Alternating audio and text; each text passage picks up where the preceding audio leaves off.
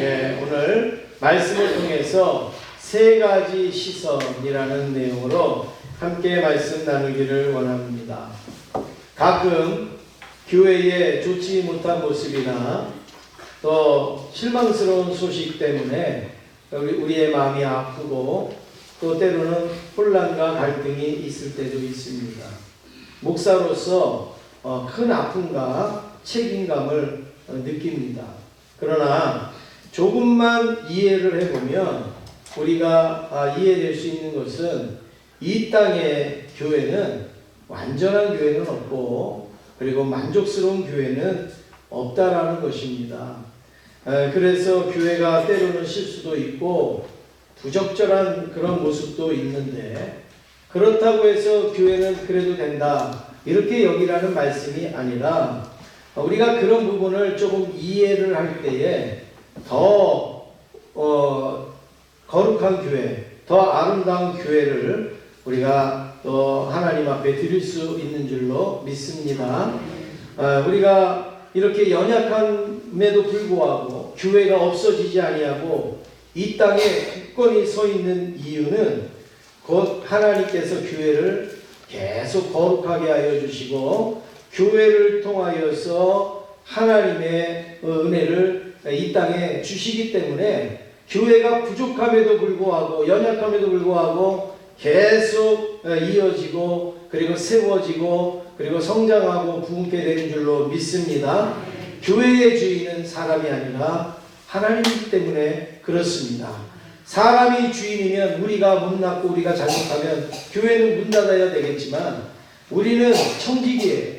그런데 교회의 주인은 하나님이시기 때문에 청지기가 부족하고 잘못하더라도 주인이신 하나님께서 교회를 붙들기 때문에 교회는 오늘도 복음을 향하여서 세상으로 나아가게 되는 줄로 믿습니다.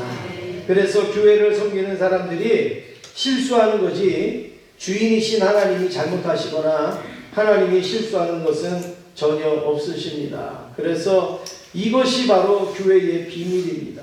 사람들은 끊임없이 실수도 하고 잘못도 하는데 어떻게 교회가 이렇게 유지가 되는가? 하나님께서 주인이시기 때문에 지키시고 보호하시기 때문에 그런 줄로 믿습니다. 우리 옆에 있는 분하고 인사하겠습니다. 우리는 부족해도 하나님은 거룩하십니다. 인사하겠습니다. 믿습니까? 네. 첫 번째로 우리가 살펴볼 것은 교회의 필요성입니다. 교회가 왜 필요한가? 교회가 우리에게 무슨 의미가 있는가? 살펴보는데 역사적으로 볼 때 가장 이상적인 교회를 어디라고 말을 하느냐? 예루살렘 초대교회를 가장 이상적인 교회라 그렇게 우리는 부릅니다. 그러나 그 예루살렘 교회도 역시 부족한 부분이 있었어요. 역시 연약한 부분이 있었습니다. 한 가지 예를 들면 아나니아와 삽비라라고 하는 부부가 이제 하나님 앞에 헌금을 드리겠습니다. 약속을 했어요. 누구의 권유도 아니고 스스로가 믿음으로 헌금을 드리겠습니다. 그랬는데 나중에 드리려고 하다가 보니까 그 마음이 약해져서 성령을 속이게 되어지는 것이죠. 여러분 할 수 있다면 여러분 하나님 앞에 드리는 헌금 가지고 우리가 딴 생각이나 아니면 딴 일이나 딴 어떤 행동을 품거나 갖지 않기를 간절히 원합니다. 그걸 성경에서 뭐라 하냐면 성령을 속인다 이렇게 말씀을 하고 있는 거예요. 그런데 이렇게 성령을 속임으로 어떤 일이 일어나느냐? 그 자리에서 죽었단 말이에요. 아나니아와 삽비라가 그 자리에서 죽었어요.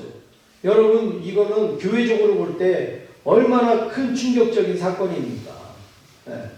성도가 하나님 앞에 헌금 드리는 것을 성령을 속였기 때문에 그 자리에서 죽었다. 물론 하나님이 두렵고 하나님에 대해서 떨겠지만 또 교회에서 이런 일이 일어났을 때 얼마나 큰 시험거리가 될 수가 있겠습니까?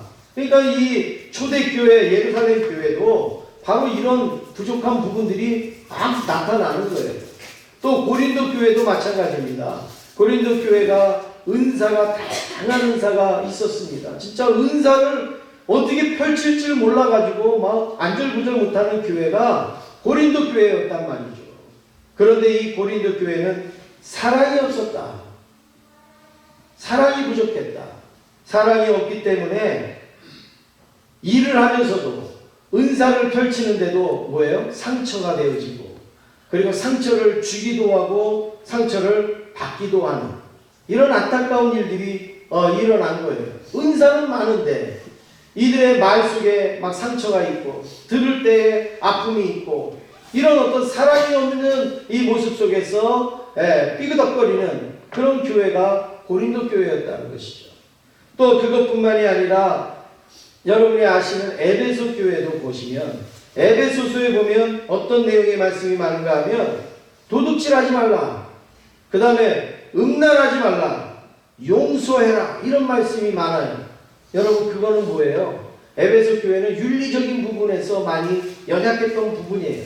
그러니까 바울이 윤리적으로 도둑질 하지 말라, 용서해라, 음란을 버려라, 이런 말을 할 정도로 윤리적으로 도덕적으로 문제가 있었던 것이죠. 그것뿐만이 아니라 예수님이 3년 동안 공생애라를 다니시면서도 많은 무리들이 따라왔어요. 그것도 하나의 교회라고 볼 수 있는데, 그 무리들 중에 제자들도 누가 큽니까? 이러고서 막 싸우기도 했단 말이죠.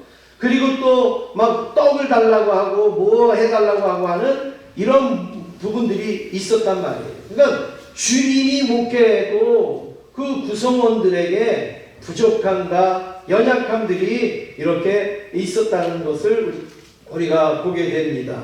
그렇기 때문에 어느 시대든 어느 교회든 문제없는 교회는 없었고, 그렇다고 해서 여러분 제가 교회를 합리화시키는 거 아니에요. 교회는 문제가 있어도 여러분 괜찮습니다, 문제가 있어도 아무 상관없습니다, 문제없는 교회가 어디 있습니까? 제가 이렇게 합리화를 시키는 게 아니라, 이런 문제가 있기 때문에 교회를 올바로 만들어야겠다, 올바로 세워야겠다는 우리의 필요성이 간절히 생기는 줄로 믿습니다. 여러분, 그래도 적어도 우리 제자교회는 예루살렘 교회가 가졌던 그런 문제들은 없어야 되지 않겠습니까? 고린도 교회가 가졌던 그런 문제들은 없어야 되지 않겠습니까? 에베소 교회가 가졌던 그런 문제들은 없어야 되지 않겠습니까? 우리 교회는 그래도 더욱더 고린도 교회보다 좀 나아지고, 에베소 교회보다 또 예루살렘 교회보다도 더 나아질 수 있는 그런 교회의 이 거룩함이 있기를 주님의 이름으로 축원합니다. 그래서 교회가 부족함에도 불구하고 교회는 있어야 되는 거예요. 어떤 분들은 교회 그거 다 이제 타락했고 하니까 교회 다 없애버려, 이러시는 분이 있는데, 교회가 부족함에도 불구하고 교회는 있어야 됩니다. 존재해야 되고 교회의 역할을 해야 되는데, 백범 김구 선생님이 이런 말씀을 했습니다. 경찰서 10개를 세우는 것보다 교회를 하나 세우는 것이 사회에 더 유익하다. 경찰서 10개를 세워서 나쁜 사람들 가둬놓는 것보다 교회 하나를 세워서 나쁜 사람들 변화시키고 바꾸는 게 훨씬 낫다, 유익하다, 이렇게 말씀을 하고 있습니다. 여러분, 그렇습니다. 적어도 우리 교회는 경찰서 10개보다 더 나은 줄로 믿습니다. 그리고 술집 100개, 10,000개보다도 더 나은 줄로 믿습니다. 우리 교회로 인하여서 사회에 더 큰 유익이 이루어지기를 간절히 원합니다.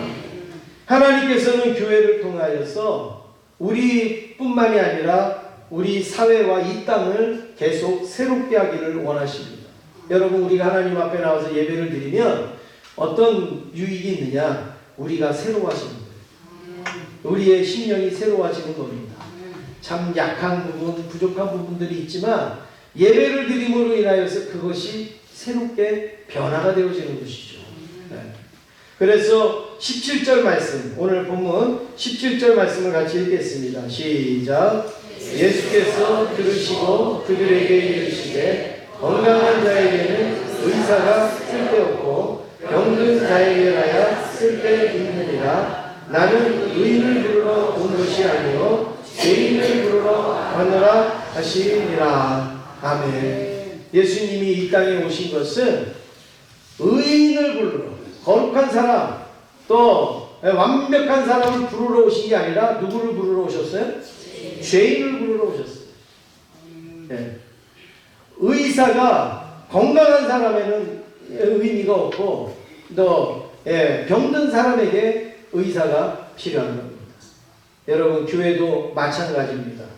교회는 거룩해야 되는 것이죠. 거룩하신 하나님이 계신 거기 때문에. 그러나 여러분, 또한 다른 편으로 생각해 보면 교회는 거룩한 곳이기 때문에 죄인들이 와서 거룩히 변화되어지는 곳입니다. 병원이 병을 고치는 곳입니다. 병을 낫게 하는 곳입니다. 그런데 병원에 가보니까 건강한 사람들이 있는 게 아니라 전부 환자들만 있어요. 다리를 절기도 하고 휠체어를 타기도 하고 붕대를 감기도 하고 주사바늘로 막 꽂기도 하고 전부 아픈 사람들 뿐이에요. 병원은 병 고치는 데고 병을 낫게 하는 곳인데 왜 병원에 이렇게 아픈 사람이 많습니까? 마찬가지입니다. 교회도 영혼을 고치는 곳이기 때문에 우리의 심령을 고치는 거기 때문에 영혼이 삐뚤어진 사람, 영혼이 잘못된 사람, 병든 사람, 그런 사람들이 다 모여있는 것이 교회라는 사실이에요. 그런데 교회에 와서 거룩한 사람을 찾으면 안 되죠. 목사부터 여러분 다 우리는 부족한 자들입니다. 연약한 자들입니다. 그래서 주님이 우리를 구원하기 위하여서 죄인인 우리를 불러 모으신 곳이 이 교회가 되는 줄로 믿습니다.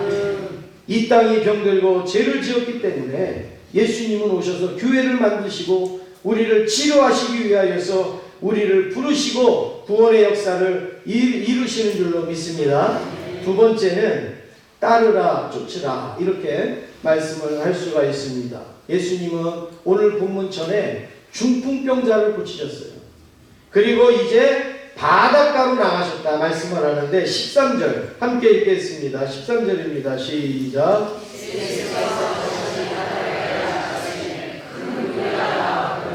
예수께서 그들을 가르치시니라. 아멘. 예수님이 어디로 나가셨어요? 바닷가. 우리가 바닷가 하면은 어떤 장면이 떠오릅니까? 해변가. 아주 멋있는 막 모래사장도 있고 이런 바닷가가 생각나잖아요.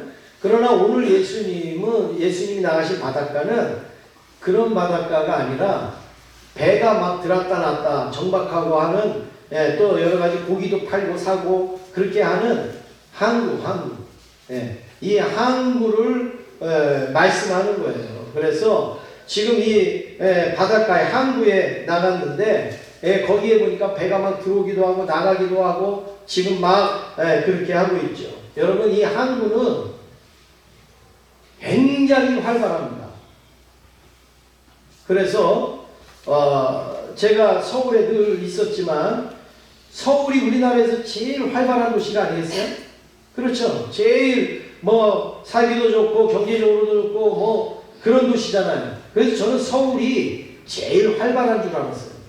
근데 제가 부산에를 가보니까 부산이 훨씬 더 활발합니다.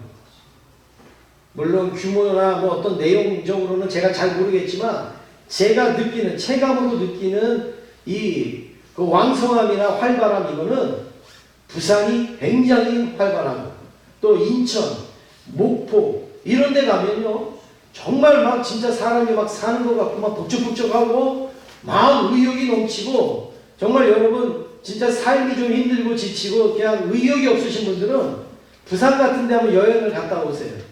아니면 저 인천 항구 같은 데를 여행을 한번 갔다 오세요. 그러면 막 살고 싶은 의욕이 막 생기고 막 일하고 싶은 마음이 막 생겨요.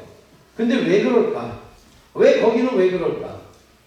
거기는 항구 도시인데 항구 도시는 수출하는 것도 많고 수입하는 것도 많고 또 그러니까 그 옆에 딸려서 일하는 사람들도 많고 돈 벌고 하는 사람들이 많잖아요. 그러니까요 그 항구가요 아주 활발한 것. 오늘 예수님이 지금 나가신 곳이 바로 그 당시에 그런 항구와 같은 그런 데를 나가셨어요. 그런데 거기에 나가셨는데 예수님이 주목한 사람이 있습니다. 그렇게 사람이 많이 왔다 갔다 하는 가운데 예수님이 눈여겨보신 사람이 있다라는 거예요. 14절 같이 읽겠습니다. 시작. 또 지나가시다가 알페오의 아들 레위가 세간에 앉아 있는 것을 보시고 그에게 이르시되 나를 따르라 하시니 일어나 따르니라. 예수님이 주목하신 사람이 누구예요? 레위, 알페오의 아들 레위라는 사람을 주목하여 봤습니다. 이 사람이 어디에 앉아 있었어요? 세관에 앉아 있었습니다. 여러분, 어떻게 여기가 항구인 줄 아냐면, 세관에 앉아 있는 사람은 뭘 걷기 위해서 앉아 있는 거예요? 세금을 걷기 위해서. 그러면 우리가 생각하는 그런 바닷가에 가서 세금을 걷을 수 있어요? 비치, 파라솔 있고, 모래사장 있고, 이런 데 가서 세금 어떻게 걷어요? 그런 데 가서는 입장료나 받지 세금을 걷을 수 있는 곳이 아니잖아요. 그런데 세금을 걷는 곳은 어디냐? 항구나, 아니면은 공항이나, 이렇게 사람들이 많이 들락날락거리는데 세금을 걷잖아요. 그래서 이 레위도 좋은 길목에, 사람들이 잘 다니는 길목에 앉아갖고 뭘 받았는가 하면 세금을 걷었단 말이에요. 세금 안 걷으면 못 지나가요. 세금 안 내면 못 가요. 이렇게 하면서 거기서 세금을 걷었다라는 것이죠. 그런데 지금 이 레위는 세리였는데 그 당시에 로마의 식민지에 있었습니다. 이스라엘이. 그래서 로마 사람들이 세리를 뽑아갖고 니네들이 세금 걷어, 그래갖고 우리한테 보내. 그래서 세리를 세워서 세금을 걷었습니다. 그런데 왜 세리가 죄인이냐? 지금 자기 나라 사람들의 세금을 걷어서 로마에다가 바치니까 죄인이죠. 그런데 또 하나가 있어요. 그 아주 도덕적으로 윤리적으로 틀렸기 때문에 죄인이라는 거예요. 왜냐하면 로마가 너희들은 이번에 100만 원 걷어서 나한테 갖고 와, 그렇게 했단 말이에요. 그러면 세금을 100만 원을 걷어요, 세리가. 그래서 로마에다가 줍니다. 그런데 어느 세리가 100만 원 걷어갖고 100만 원 보내는 세리가 어디 있겠습니까? 적어도 얼마를 걷을까요? 200만 원은 걷겠죠. 그래서 200만 원 걷어서 100만 원은 내가 갖고 100만 원은 로마에다가 보내지 않겠습니까? 조금 더 염치가 없으면 300만 원 걷고 500만 원 걷고 이렇게 해갖고 자기의 부를 축적하면서 로마에다가 정해진 금액만 갖다가 내면 돼요. 그러니 여러분, 이스라엘 사람들이 이 세리들을 보면 치가 떨리지 않겠습니까? 저 나라 팔아먹는 것도 속상한데 그 우리의 등까지 쳐먹으니까 얼마나 속이 상하겠어요. 그러니까 그 세리인들을 딱 향하여서 뭐라고 얘기했느냐? 죄인이다. 죄인이다. 이렇게 이야기를 한 것이에요. 그런데 이 레위가 바로 그 일을 해서 사람들이 지나가면서 어쩔 수 없이 세금은 낼 수밖에 없지만, 안 그러면 지나가지 못하게 하니까 세금을 낼 수밖에 없지만 항상 이 레위에게 손가락질을 하면서 나쁜 놈, 저 죄인, 이렇게 불렀다라는 것이죠. 여러분, 이 레위가 세금을 거두면서 그의 마음은 어땠을까요? 늘 행복했을까요? 야, 나 돈 많이 버니까 나는 참 너무 행복하다, 좋다, 그랬겠어요? 그렇지 않습니다. 레위의 마음에는 공허함이 있었을 것이고, 그늘이 있었을 것이고, 그리고 외로움이 있었을 거예요. 누가 친구를 하려고 하지도 않고, 누가 같이 하려고 하지도 않았지 않겠습니까? 그래서 제임스 하그리브스라는 사람은 이런 이야기를 했습니다. 레위는 바다 근처 탁자에 앉아 있었다. 그는 그의 주위에는 돈뭉치, 회계장부, 생선들이 어지럽게 놓여 있었으나 그와 함께 마음을 나눌 만한 친구들은 없는 듯 보였다. 여러분, 그렇지 않겠어요? 이 레위가 참 물질적으로는 풍요롭겠지만 누구 하나 나하고 커피 한 잔 마시거나 차 한 잔 마실 만한, 마음을 나눌 만한 친구가 없었다라는 거예요. 이게 얼마나 속상하고 답답한 일입니까? 이 레위의 모습이 오늘날에도 있지 않습니까? 겉으로는 그럴듯해 보이고, 겉으로는 문제도 없어 보이고, 겉으로는 괜찮아 보이는데 마음은 외롭고 허전하고, 그리고 때로는 불안하고, 그리고 삭막하고 막 적막하고, 그리고 군중 속의 고독이라는 말처럼 많은 사람들이 있는데 허전하고, 여러분, 그런 사람들이 우리 주변에도 있지 않습니까? 예수님은 그런 레위를 주목하여서 보셨다는 거예요. 그런 레위를 눈여겨보셨습니다. 레위 안에 기쁨이 없고 감사도 없고 목적도 없고 생명도 없는 모습을 예수님은 보셨습니다. 그래도 세관에 앉아서 세금을 거둘 정도 되면 여러분 많이 배워야 되겠지요. 그리고 또 많이 알아야 되겠지요. 그런데 이 세리는 다른 거는 많이 알고 많이 배웠어도 예수님을 아는 지식이 없었던 것입니다. 예수님을 알지 못하는 지식이 무슨 필요가 있겠습니까? 그때 예수님께서 레위를 보시고 뭐라고 말씀하셨는가? 14절에 이렇게 말씀하십니다. 나를 따르라 하시니 일어나 따르니라. 세관의 자리가 얼마나 좋은 자리입니까? 세금을 걷는 그 자리가 얼마나 좋은 자리입니까? 돈이 막 가만히 있어도 굴러들어오는 자리가 얼마나 좋은 자리입니까? 근데 그 자리를 버리고 예수님을 따랐다는 거예요. 왜냐하면 겉으로는 그 사람이 좋은 자리에 있는지 모르지만 그 사람 내면은 굉장히 공허했고 허전했고 예수님이 필요했었다는 것을 우리에게 잘 보여주고 있습니다. 그래서 세리는 그 자리에서 일어나 예수님을 따릅니다. 레위는 예수님을 따르면서 어떻게 됐느냐? 인생이 변화가 되는 거예요. 삶이 바뀌어지게 되어진 거예요. 세리에서 예수님의 제자가 되어졌다는 사실입니다. 그래서 여러분 예수님을 만나면 다 변화가 되는 거예요. 예수님을 만나면 다 달라지는 겁니다. 형편없고 부족하고 연약했어도 예수님 만나면 다 하나님께서 바꾸어 주십니다. 그래서 교회는 사람들이 예수님을 만나도록 힘써야 되는 거죠. 우리 주변의 이웃들이 예수님을 만나도록 힘쓰는 것이 바로 교회라는 사실입니다. 왜냐하면 예수님을 만나야 변화가 되는 거예요. 예수님을 만나면 변화될 수밖에 없다라는 사실입니다. 마지막으로 세 번째, 세 가지 시선을 오늘 본문의 제목인데 말씀을 드리면 우리 오늘 본문에는 세 부류의 시선이 보여집니다. 15절 말씀을 같이 읽으시겠습니다. 15절입니다. 시작. 그의 집에 앉아 잡수실 때에 많은 세리와 죄인들이 예수와 그의 제자들과 함께 앉았으니 이는 그러한 사람들이 많이 있어서 예수를 따르니라. 지금 여기의 장면에 보면 지금 예수님이 어디에 앉으셨어요? 예수님이 어디에 앉으셨어요? 예? 그의 집이 누구예요? 세리, 레위의 집에 앉으셔서 이제 뭔가 잡수시고 계세요. 그런데 예수님은 레위를 불렀잖아요. 세리를 불렀잖아요. 그런데 지금 그 주변에 누가 있어요? 누가 있습니까?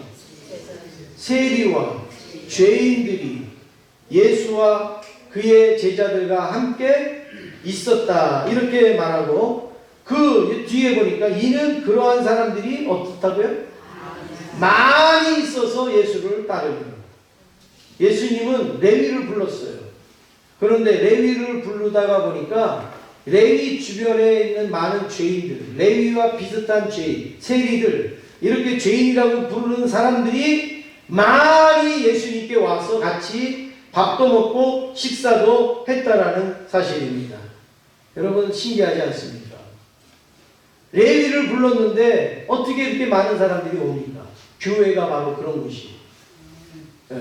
교회가 세워지면 거기에 또 하나님께서 그 교회에 불러주시고 또 나와서 예배를 드리고 변화가 되어지면 그 변화되어진 사람을 통해서 또 전도가 되어져서 또 예수 믿게 되어지고 또 그 사람을 통하여서 또 변화되어져서 또 예수를 믿게 되어지지 않습니까?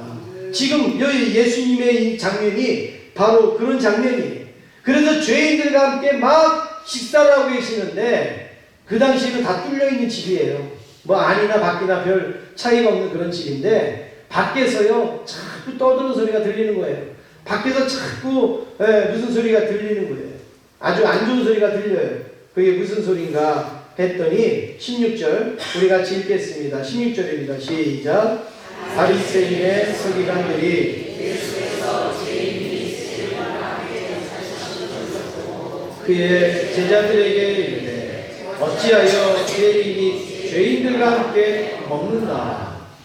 무슨 소린가 했더니 예수님이 죄인들하고 같이 밥 먹는다는 거예요. 예수님이 세리들하고 같이 밥을 먹는다는 거예요. 왜 죄인들하고 예수님은 밥을 먹느냐 이러면서 비난하는 소리가 들리기 시작합니다. 오늘 여기에서 우리는 세 가지의 시선을 살펴보면 첫 번째로 바리새인과 서기관들의 시선을 볼 수 있습니다. 지금 말씀처럼 이 바리새인과 서기관들은 레위를 죄인으로 보았어요. 그리고 죄인과 함께 밥을 먹는 그 예수님까지도 비난을 했다라는 말입니다. 여러분 그렇습니다. 그런데 예수님은 바리새인들을 예수님은 뭐라고 말씀을 하셨죠?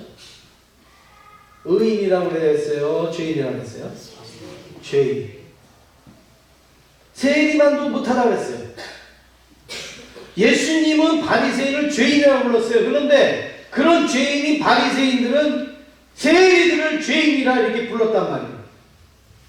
이게 뭔가가 좀 안 맞잖아요. 이게 우리 아이들이 여러분 이게 놀 때 아이들이 막 말싸움할 때 여러분 유치하잖아요. 아이들끼리 막 말싸움하는 거 보세요. 얼마나 유치한가. 그런데 그 유치함 속에도요 의미가 있습니다. 아이들이 말싸움할 때 이렇게 얘기합니다. 바보 이럽니다. 그러면은 그 이야기를 들은 그 친구가 뭐라고 해요? 바보 눈에는 바보만 보여 이런다는 말이에요. 그렇죠. 멍청이 그러면은 또 뭐라 그래요? 멍청이 눈에는 멍청이만 보여. 똥개 그러면은 똥개 눈에는 똥개만 보여. 아이들이 이렇게 얘기하잖아요. 그렇게 받아치잖아요. 그게 얼마나 단순하고 또 이게 우스꽝스럽습니까? 그런데 지금 바리새인이 바로 그 입장이에요. 자기가 죄인인데 뭐 누구 보고 지금 죄인 그러고 있습니다. 똥개 눈에는 똥개만 보이듯이 죄인 눈에 죄인만 보이는 거예요. 그래서 여러분 우리의 삶 속에서도 대체적으로 못난 인생을 사는 사람은요 자꾸 남도 못났다고 해요. 못난 인생을 살아보면 자꾸 남이 잘못 산다는 거예요. 틀렸다는 거예요. 그런데 괜찮은 인생은요 다른 사람의 장점을 보고 다른 사람의 잘하는 것을 보고 다른 사람의 그 도전을 보고 그 격려를 하고 배려를 하는 사람이거든요. 그렇지 않습니까? 못난 사람은요 자꾸 못난 것만 얘기해요. 누구는 이게 못났고 누구는 저게 못났고 누구는 이게 안 됐고 저게 안 됐고. 그런데 괜찮은 사람은 야 저 사람은 그런 가운데서도 이런 일을 하네. 저 사람은 그런 상황 속에서도 이렇게 살고 있네. 이러면서 자꾸 유익한 것을 찾아낸다라는 말입니다. 그런데 오늘 바리새인들은 진짜 못난 사람들이죠. 왜냐하면 그 세리들의 그런 잘못을 자꾸 끄집어내면서 저 죄인들과 함께 왜 예수님은 왜 밥을 먹어? 이러면서 비난하는 그런 시선이 첫 번째로 있었다는 거예요. 두 번째는 레위의 시선입니다. 이 레위는 시선을 어디다 뒀느냐면 자기 자신에게 뒀어요. 레위는 자기는 공부도 많이 했을 거예요. 그리고 돈도 많을 거예요. 그리고 로마에서 인정해 주니까 지위도 높았던 사람입니다. 누가 세리한테 대줄 수도 없어요. 그냥 내라면 내야 되는 거예요. 떵떵거리면서 살 수 있는 레위입니다. 그런데 자기를 늘 볼 때 자기는 형편없는 사람, 자기는 인간 같지도 않은 사람, 자기는 사람들한테 따돌림 받는 사람, 외롭고 고독한 그런 사람으로 늘 자기를 이렇게 볼 수밖에 없었다는 겁니다. 그래서 겉으로는 잘난 것 같은데 속으로는 주눅 들어있고 자신감이 없고 그리고 어딘가 모르게 숨어 지내려고 하고 드러내지 않으려고 하는 이런 모습들이 가득 찬 거예요. 여러분 우리가 정신의학적으로 따지면요 바리새인과 서기관들처럼 자꾸 남을 보면 어떤 병이 생기냐면 조울증이 생기는데 조울증. 남을 자꾸 보면 조울증이, 남을 자꾸 보면 화가 나고 막 이러잖아요. 조울증이 생겨요. 그리고 자기를 너무 많이 보면 뭐가 생길까요?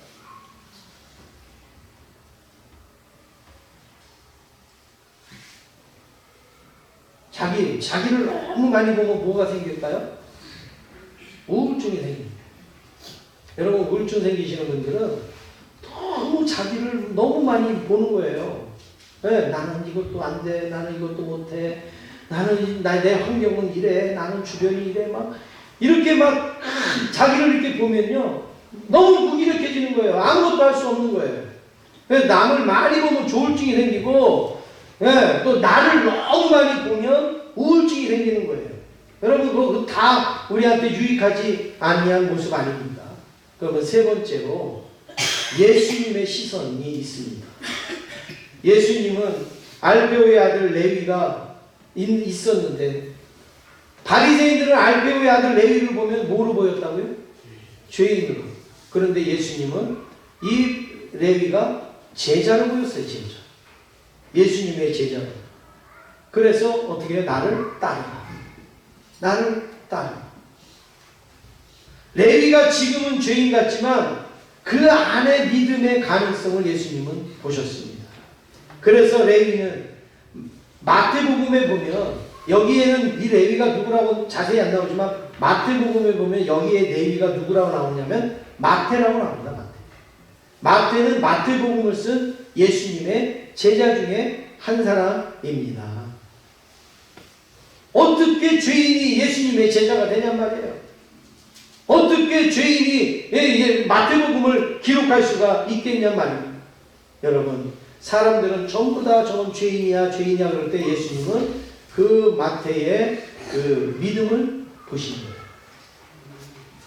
예수님의 시선은 이렇게 사람의 시선하고 다른 거예요.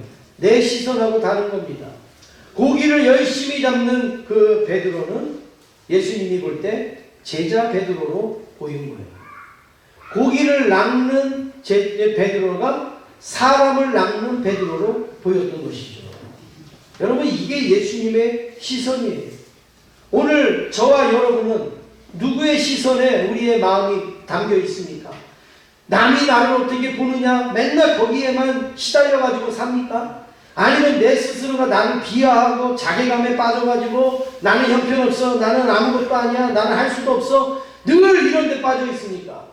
그런데 예수님은 아니야, 너는 죄인이라고 말하지만 네 안에는 제자가 있어, 네 안에는 믿음이 있어, 네 안에는 은혜가 있어, 너는 얼마든지 변화될 수가 있고 얼마든지 너는 바뀔 수가 있어. 이런 그 시선으로 주님을 보시는 줄로 믿습니다. 오늘 저와 여러분이 이런 사람들의 시선이나 아니면 내 자신의 시선이 아니라 예수님의 시선으로 바라볼 수 있기를 원합니다. 그래서 레위는 지금까지 목적도 없이 살았어요. 그냥 세금만 많이 받으면 되는 거예요. 소망도 없이 살았어요. 그러나 예수님을 만나는 순간 그의 인생이 변화됐습니다. 어떻게 압니까? 제자 돼서 예수님 따라다니는 거 보면 인생이 변화된 거죠. 달라졌죠. 예수님을 만나면 누구든지 변화됩니다. 십자가의 예수님을 만나면 누구든지 달라집니다. 아무리 죄악이 있고 괴팍스럽고 그리고 아무리 잔악한 사람이라도 예수님 만나면 변화될 줄로 믿습니다. 험한 십자가의 능력이 있습니다. 사랑하는 성도 여러분, 오늘 저와 여러분에게는 바리새인의 시선이 필요하지 않습니다. 이 레위의 시선도 필요하지 않습니다. 오직 우리에게는 예수님의 시선만 필요합니다. 예수님이 나를 얼마나 귀하게 보시는지, 예수님이 얼마나 나를 사랑하시는지, 예수님이 얼마나 나를 눈여겨보시는지 그걸 우리는 봐야 됩니다. 그래서 하나님께서 다윗을 향하여 뭐라고 말씀합니까? 사람은 외모를 보거니와 나 여호와는 뭘 보신다고요? 중심을 보십니다. 사람은 외모를 보아요. 어떻게 외모를 봅니까? 저 사람이 무슨 옷을 입었나? 저 사람이 뭘 먹고 사는가? 저 사람이 무슨 일을 하는가? 저 사람에게 보여지고 알려지고 나타난 것에 얼마나 관심이 많은지 몰라요. 여러분, 우리가 누군가에게 뭐 하나 줄 때 내가 이것을 줘도 저 사람은 나한테 전혀 갚을 수 없는, 전혀 보답할 수 없는 그런 사람한테 주기를 좋아합니까? 아니면 내가 주면 저 사람은 그거보다 더 많은 것을 나한테 주겠지, 그런 기대를 가지고 줍니까?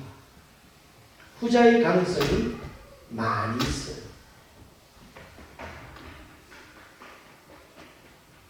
뭔가가 얻어지기 때문에, 뭔가가 유익하기 때문에. 여러분, 사람들은 외모를 안 본다면서도 외모를 보는 거예요. 여러분, 혹시 우리 가운데 누구를 섬기고 누구를 돌보고 하는데요, 투자하는 마음으로 하지 않기를 간절히 원합니다. 이 사람은 내가 줘도 여기에는 밑빠진 독이야, 들어오지도 않아. 그래도 내가 필요하면 할 수 있어야 돼요. 근데 이 사람은 내가 10,000원 주면 이 사람은 나한테 50,000원 줄 사람이야. 이러니까 하는 거는 여러분, 그 세상의 논리죠.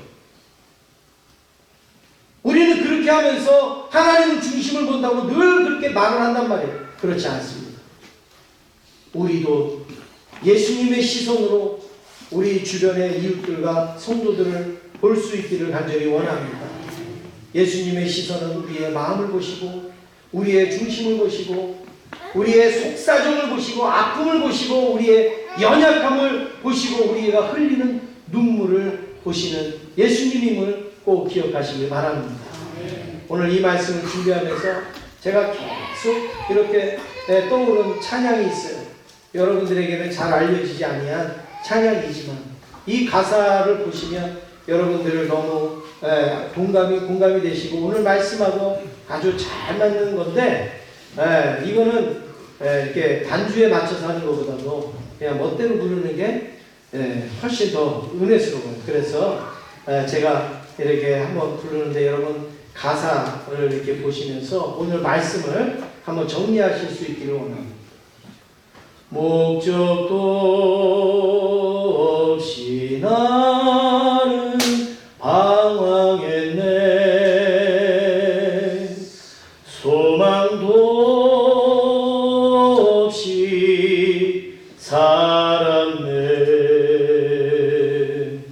그때에 못자국 난 그 손길 나에게 새 생명 주셨네. 험한 십자가에 능력 있네. 거기서 나의 삶이 변했네.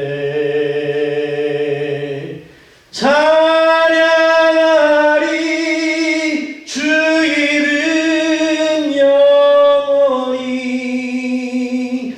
주의 십자가 능력 있네.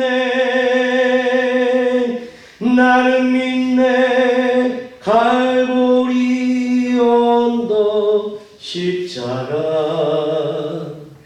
나는 믿네. 그 누가 뭐라 해도 이 세상 다 지나고 끝날이 와도 험한 십자가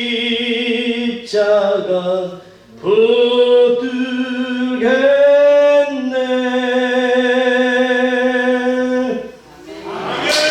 할렐루야. 여러분, 바리새인의 시선, 내 자신의 시선 다 버리고 험한 십자가에서 나를 보시는 주님의 시선에 나를 맡길 수 있기를 간절히 원합니다. 기도하겠습니다. 하나님 감사합니다.